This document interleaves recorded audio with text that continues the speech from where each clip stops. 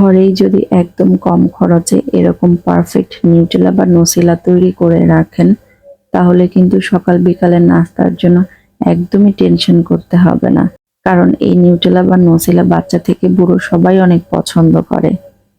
পরিবারের স্বাস্থ্যের কথা চিন্তা করে, বিশেষ করে বাচ্চাদের সুস্বাস্থ্যের কথা মাথায় রেখে পছন্দের খাবারগুলো বাসায় বানানোর চেষ্টা করবেন। আমি সবসময় চেষ্টা করি আপনাদের সাথে যে কোনো রেসিপি খুব সহজ করে শেয়ার করার। আজও সেম ভাবে আপনাদের সাথে খুবই সহজ একটি রেসিপি শেয়ার করবো ইনশাল্লাহ। এই মুহূর্তে নতুন যারা রয়েছেন আমার চ্যানেলটি সাবস্ক্রাইব করে পাশে থাকার অনুরোধ রইল। নিউটেলা তৈরির জন্য প্রথমেই আমাদের লাগছে বাদাম। আমি এখানে 1 কাপ চীনা বাদাম একটি হালকা গরম প্যানে নিয়েছি।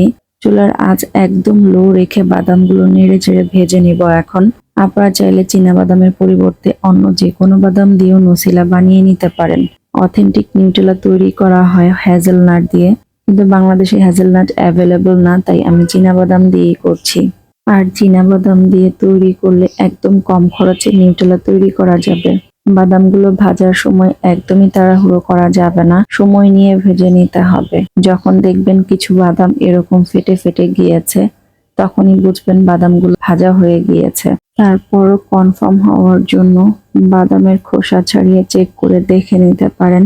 যদি খোসাগুলো সহজে উঠে যায় তাহলে বুঝতে হবে বাদাম ভাজা হয়ে গিয়েছে। চুলা অফ করে বাদামগুলো ফ্ল্যাট এবং ছড়ানো একটি প্লেটে নিয়ে নিয়েছি। বাদামগুলো হালকা গরম থাকতেই খোসা ছাড়িয়ে নিতে হবে। পুরোপুরি ঠান্ডা হয়ে গেলে খোসা ছাড়াতে কষ্ট হবে। খোসা ছাড়ানোর কাজটি যদি আপনাদের কাছে ঝামেলা মনে হয়, তাহলে বাজার থেকেই আপনারা খোসা ছাড়ানো বাদাম কিনে আনতে পারেন। বাদামগুলো ভাজা ঠিকঠাক হলে খোসা ছাড়ানো একদমই সহজ হবে। যে বাদামের খোসাগুলো সহজে উঠতে চাইবে না, আলাদাভাবে হাত দিয়ে একটু ঘষা দিলেই উঠে যাবে খোসাগুলো।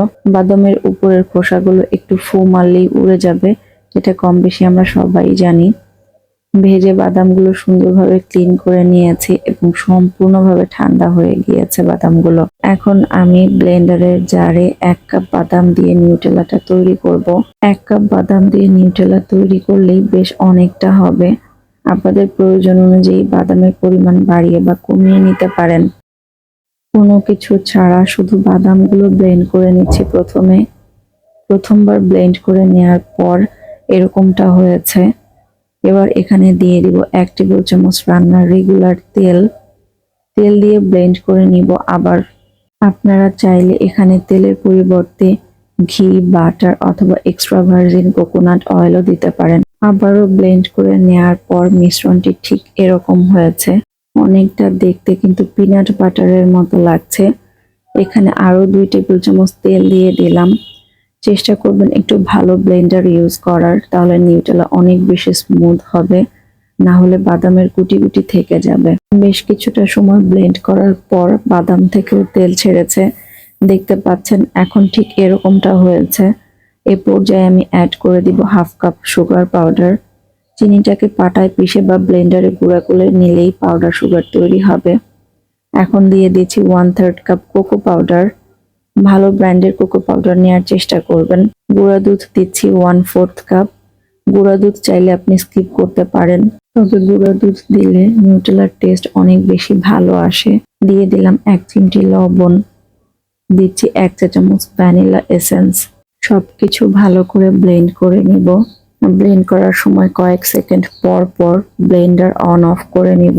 মাঝে মাঝে ঢাকনা তুলে নেড়ে চেড়ে দিয়ে ব্লেন্ড করে নিতে হবে, যেন উপরে এবং নিচে সমানভাবে ব্লেন্ড হয়। একটু সময় নিয়ে ব্লেন্ড করে নিলেই কিন্তু আমাদের নিউটেলাটা একদম সিল্কি এবং স্মুথ হবে। এভাবে আমি আরো 2 মিনিটের মতো ব্লেন্ড করে নিয়েছি। নসিলা বা নিউটেলা একদম আমার পছন্দ অনুযায়ী তৈরি হয়ে গিয়েছে। যেহেতু বেশ কিছুটা সময় নিয়ে ব্লেন্ড করা হয়েছে, তাই ব্লেন্ডারের জার এই মুহূর্তে গরম রয়েছে, এজন্য নিউটেলার কনসিস্টেন্সিও কিছুটা পাতলা মনে হচ্ছে। যখনই ঠান্ডা হয়ে যাবে তখনই পারফেক্ট একটা কনসিস্টেন্সিতে চলে আসবে। ঠান্ডা হওয়ার পর আমি একটি জারে নিয়ে নিচ্ছি। দেখতেই পাচ্ছেন একদম পারফেক্ট একটা কনসিস্টেন্সিতে চলে এসেছে। বাজারে এরকম একজন নিউটেলার দাম প্রায় 1000 টাকার উপরে। যারা প্রতিনিয়ত কেনেন তারা তো অবশ্যই জানেন। আর আমি এখানে একদমই স্বল্প খরচে কোনো নামি দামি উপকরণ ছাড়াই এরকম হেলদি ওয়েতে একটি নিউটেলা তৈরি করে নিয়েছি। খাওয়ার পরে কিন্তু আপনারা কোনোভাবেই বুঝতে পারবেন না যে এটা ঘরে তৈরি করা নিউটেলা, কারণ এই নিউটেলাটা অনেক বেশি মজার এবং একদম পারফেক্ট হয়েছে। এভাবে নিউটেলা তৈরি করে ফ্রিজের নরমাল চেম্বারে আপনি 1 মাস পর্যন্ত সংরক্ষণ করতে পারবেন। এরকম 1 জার নিউটেলা থাকলে বাচ্চাদের নাস্তার জন্য আপনাকে একদমই চিন্তা করতে হবে না। আশা করছি আমার আজকের রেসিপিটি আপনাদের কাছে খুব ভালো লেগেছে এবং সহজও লেগেছে। তাহলে আজকের মতো বিদায় নিচ্ছি। কথা হবে পরবর্তী কোনো ভিডিওতে। ততক্ষণ পর্যন্ত ভালো থাকবেন সবাই।